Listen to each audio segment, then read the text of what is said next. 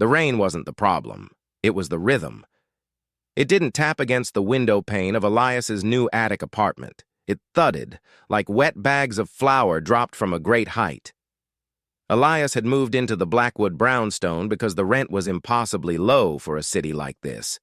He ignored the neighbors' hushed tones and the way the elevator always seemed to stop on the fourth floor, even when no one was there. He was a man of logic, and logic told him that old buildings just had character. The first night, at 2:14 a.m., his smart speaker chimed. "Playing kitchen ambience from your library," the digital voice announced. Elias sat up, blinking. He hadn't touched the app. From the corner of the room, the speaker began to emit the sound of a bubbling pot and the rhythmic clack-clack-clack of a knife hitting a wooden cutting board. "Stop," Elias whispered. The speaker went silent. The second night. At 2:14 a.m., it happened again. "Playing living room ambience from your library." This time, the sound was different. It was the sound of a heavy body sinking into his leather sofa. The springs creaked, the exact, distinct groan his sofa made when he sat down. Then, the sound of a page turning. Elias grabbed his phone.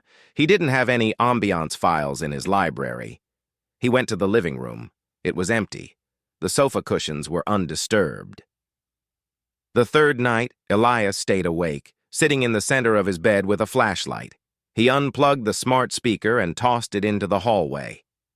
2:13 a.m. 2:14 a.m. Silence.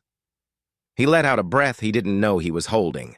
Then a voice spoke, not from the speaker in the hall, but from his own throat. He felt his jaw move, his vocal cords vibrate, but he wasn't the one choosing the words. "Playing bedroom ambience from your library," his own voice said, sounding hollow and distorted. Suddenly, the room filled with the sound of frantic, wet breathing. It was coming from the space directly behind his head. He heard the sound of a flashlight hitting the floor. Clatter. Elias looked down. His hand was empty. His flashlight was rolling across the floorboards. In the darkness behind him, he heard the sound of a zipper. His own jacket, hanging on the bedpost, was being slowly unzipped from the inside. He didn't turn around. He couldn't, because the Ambience recording hadn't finished. The next sound was a wet, tearing noise, followed by the sound of his own voice screaming, a scream that hadn't happened in the room yet, but was vibrating perfectly through the air.